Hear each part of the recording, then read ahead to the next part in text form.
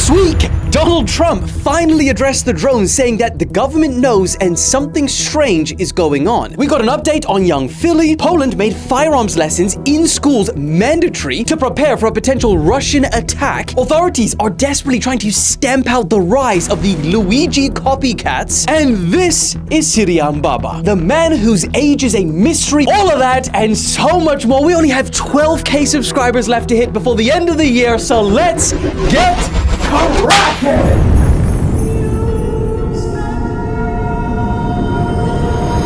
Okay, let's kick today off with the drones because, woo! We got a lot of updates. Not only has Donald Trump addressed what the hell these drones are, but also, right before I was recording this, so did the freaking government. So after weeks of strange sightings, airport runways shutting down, the public demanding answers, and even local law enforcement saying that we deserve an explanation, the FBI, the Department of Homeland Security, the FAA, and the Department of Defense released a joint statement. And what they say these drones are, you're not gonna like it.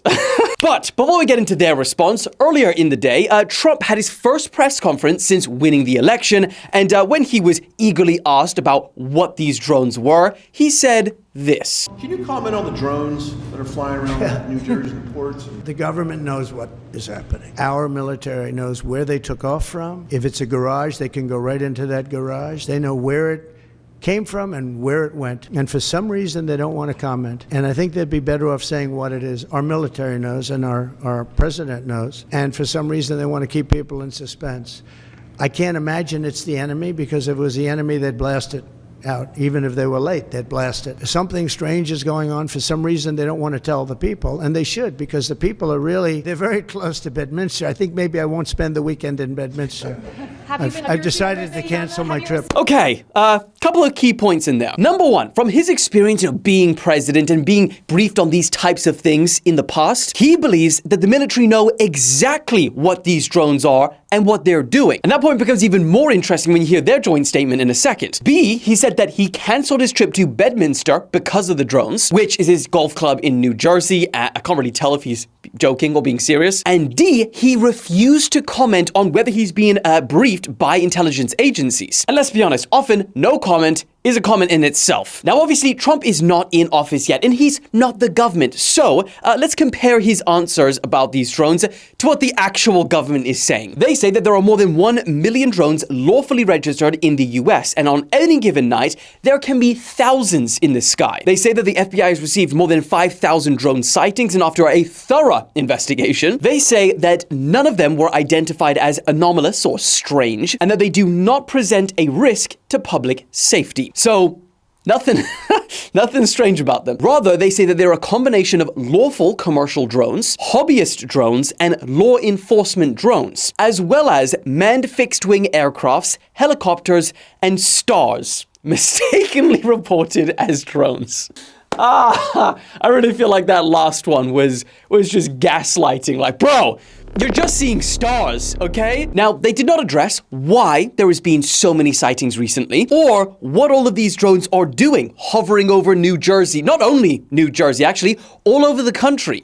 And I'm gonna be honest with you, I don't know if we'll ever actually find out. You know, they say that they don't pose any risk to the public, but they have also confirmed that there has been sightings over military bases. Oh, as well as, and let's not just forget, US military bases in the UK, here where I live. So not just all over New Jersey, but over the country, but also over military bases, but military bases in other countries outside of America. Oh, and there's also been airport runways, like in New York, for example, that had to be temporarily shut down due to these drones. Even sheriffs and other local officials in New Jersey demanded more action from the federal government, calling these drones a very considerable danger. So which one is it? No? Yes?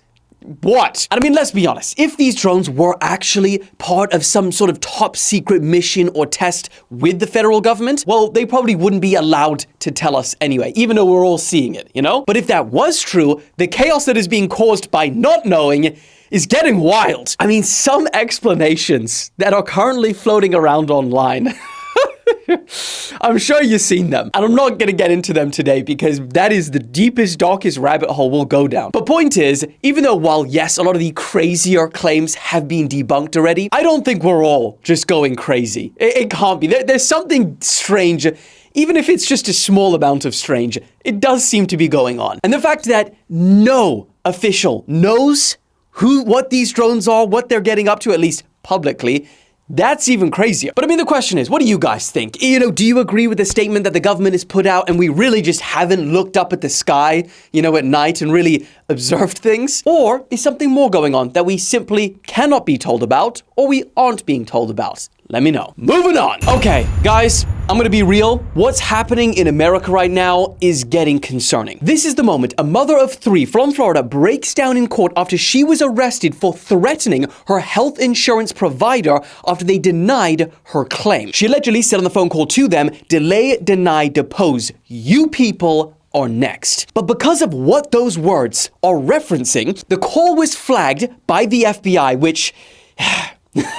That's not even a subject I'm going to go into, but the fact that they were able to identify that is pretty crazy. And then the FBI then handed it to local police where they then arrested her, and she now faces charges of threats to conduct a mass shooting or an act of terrorism.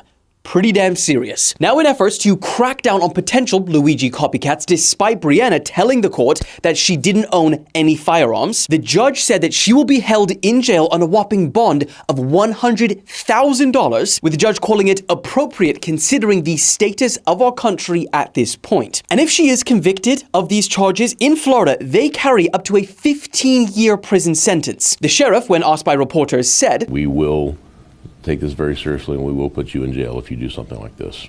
It is not a joke." Brianna told police that she isn't a threat to anyone, but healthcare companies play games and deserve karma from the world because they are evil. So why is this concerning, you may ask? Well, because some are seeing this as an overly harsh punishment, a fear tactic used by authorities to stamp out a growing movement, which is being fueled by widespread frustration with the US healthcare system. I mean, the shared frustration that people have with Luigi is why they're calling him a hero. But on the other hand, the problem is how many people share that frustration. Because when you have that much support behind a movement which, and this is the important part, is rooted in violence, it is way more dangerous than most movements, which is why the judge handed Brianna this unusually harsh sentence, because they believe that if left unchecked and she just got off with a slap on the wrist, it could just inspire more violence and things ultimately quickly unraveling into chaos. And that's why they brought down the hammer on her to deter others from doing similar things. But the question is, what do you guys think? Are these measures justified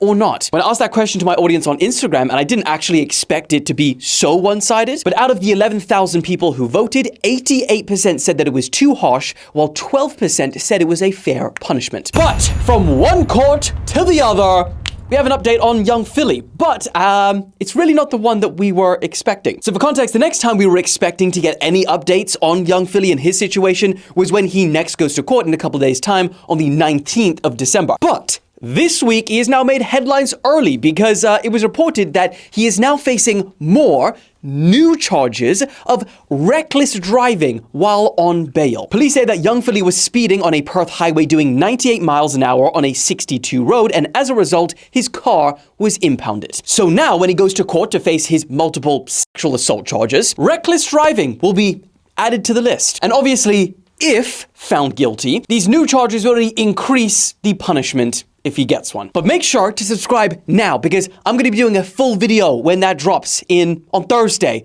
You don't want to miss that one. All right, moving on. Oh, the next one is also another update because remember when I told you guys, I hope you remember, when I told you guys to watch out for the whole MBAPPE rape rumors because the media was just running with it? Well, this is exactly why. You just need to wait because Swedish prosecutors this week have dropped the investigation entirely. If you didn't know, a couple of months ago, all these media outlets started saying that he's, being accused of RAPE, but this was before the police actually said anything about it. It was just simply rumors. And obviously, rumors is all you need nowadays on social media. You had a huge name like MBAPPE, and then you had the rumors of the worst things possible, and boom, his name got attached pretty quickly. And yes, the memes of him being too competitive.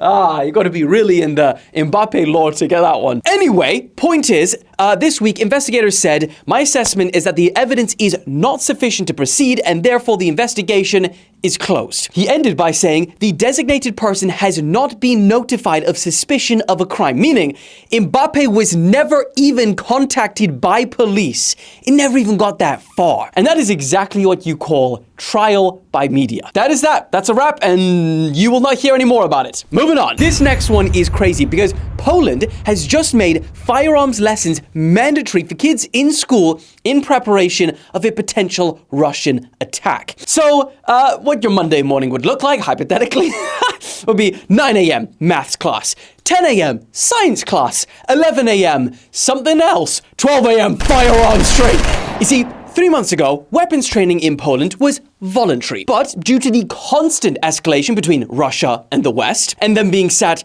right in the middle, and considering their history, they've now changed it from voluntary to compulsory. From now on, kids as young as 13 years old across their 18,000 schools will learn how to assemble and operate guns as a class. For safety, they will not be using live ammunition, but rather a laser-based system that mimics real-world scenarios. The principal said that it's become the kids' favorite lesson. I guess obviously, that's not shocking. Would I rather learn how to shoot guns or learn math? The Pythagoras corn casserole. Sorry, continuing what the principal said. She said that this training is very valuable given the state of the world today. Now, the people who support this move say that it will build a sense of responsibility for these young people to protect their country, which obviously you want. While those against this move say that exposure to weapons at such a young age could normalize violence, and teaching them these skills so young could backfire. So I guess the question is, do you think that this is a good or bad idea? Would you want it in your school? Yes or no? Moving on. But moving on to whippings, because these are the 3 sacrificial lambs that remind us every day to like and subscribe. Thank you for your sacrifice.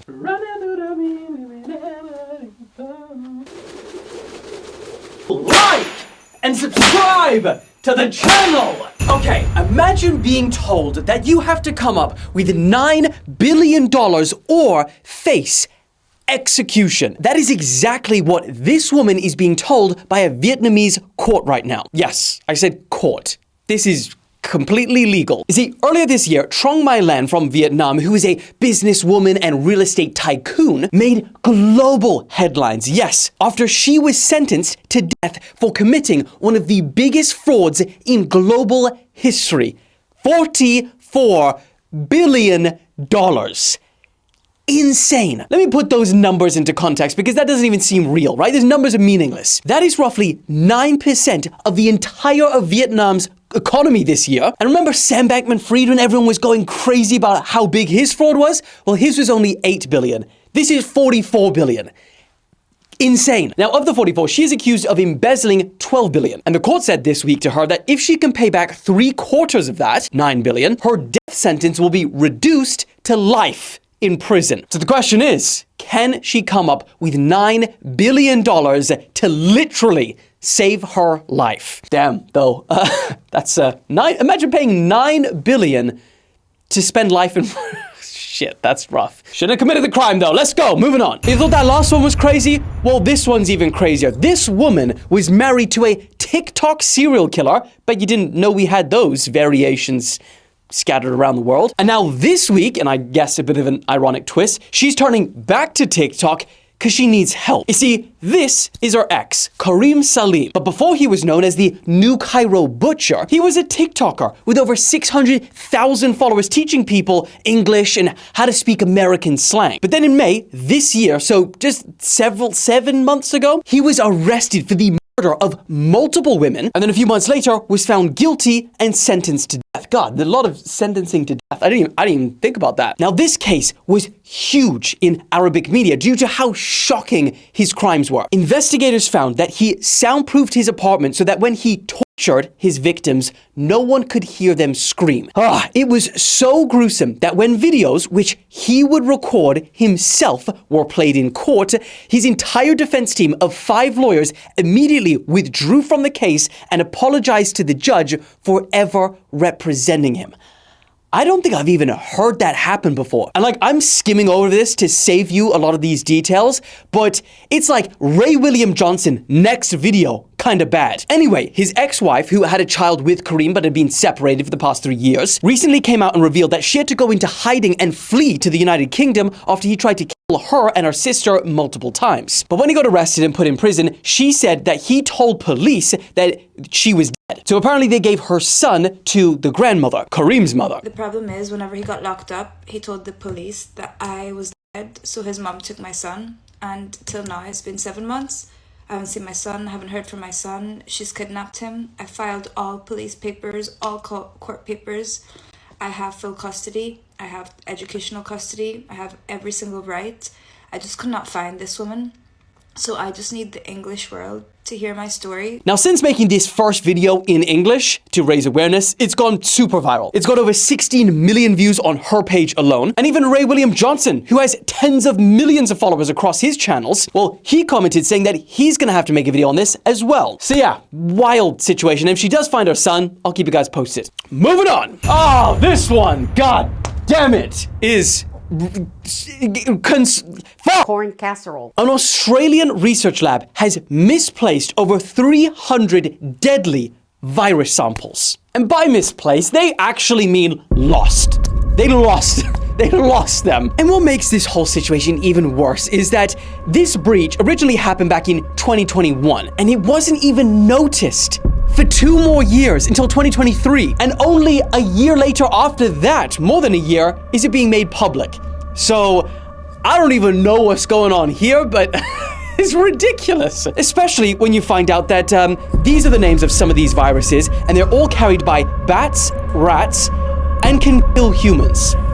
Fun. Now, to bring down the panic and the oh my god just a little bit, officials say that there is no immediate danger to the public, saying that they would become non-infectious pretty quickly outside of low temperature freezers, which is where they were kept in. And even while like, yes, that's good and we can chill, kind of not even the point. Because I want to know personally, like, what work environment is there to be able for it to be possible to lose deadly viruses, to lose them? Like today, 4 years later, they still don't know where they are. Officials say to this, they have no idea, but an investigation is being launched. So maybe we'll find out, or maybe we'll just go on next and forget all about that it ever happened. You'd think after 2020, that kind of stuff wouldn't be possible. Moving on. This is SIYARAM Baba. He is a Hindu saint from India, and no one really knows how old he is. But, boy, looks like he's getting on. Now, he was born in what was once the Bombay state, and he left school after just a few grades to dedicate his life to spirituality. And boy, dedicate his life to spirituality he has done. How about you drop out and commit to something like he has done to this? Obviously, you hope that you wouldn't end up on the same path as him, but let me just read this. Locals say that he has meditated while standing for 10 years, and he spent 12 years in complete silence. And when you find out that people speculate that his age is around 110 years old, 10 years and 12 years is just about 20-ish% of his life. So just a little blip. Now, it doesn't stop there, because every single day he reportedly reads from these sacred texts for up to 21 hours a day without needing glasses at a speculated 110 years old. That's healthy. How? Oh, and this man just becomes even more baffling because, while most spiritual gurus accept lavish gifts from their congregation and their followers, SIYARAM Baba does the absolute opposite. He lives in a tiny little ashram by the Narmada River, wears nothing but a loincloth, no matter what the weather is or who's filming him. And he has one strict rule. No one is allowed to give him more than 10 rupees, which is just about 10 cents. But despite these small donations that he's limited it to, over the years, this brother has raised millions and millions of rupees, which is like hundreds of thousands of dollars, and he's given it all away for community improvements, like, charitable things. SIYARAM Baba.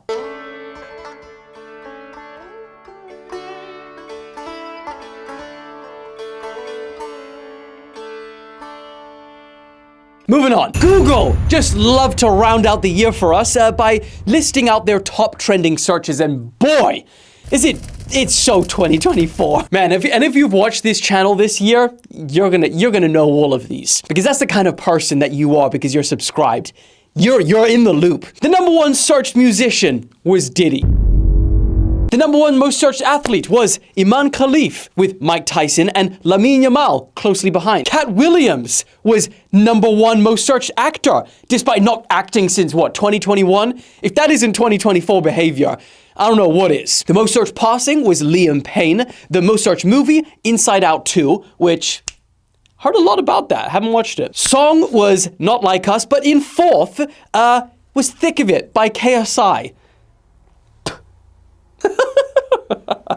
And then the top search news was the US election, of course, and the top search person, of course, Donald Trump. Oh, and I've got one more to round us out. This one is for the OGs, the dedicated to the channel. We have got a crazy update on the Uzbekistan guy that faked his own death and fled. So remember in an update on the update, I said that he sent police a video and he said, "I'm all good, guys, don't worry, but I'm not coming home." Well, guess what? On December the 10th, Ryan Borgwart returned to the United States, key point, voluntarily. Don't understand the whole situation there, they didn't elaborate. And he turned himself in to authorities.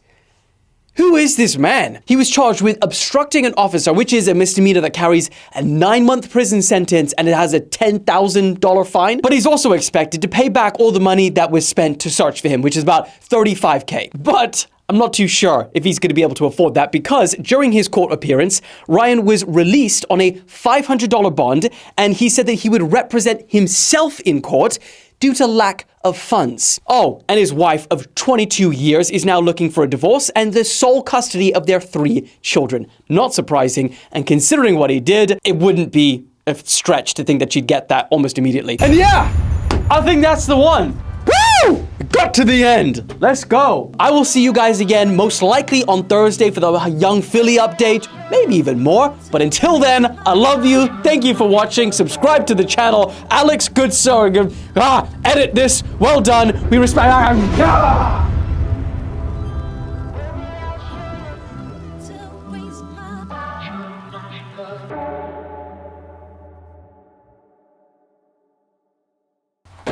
Merry Christmas, you filthy animals.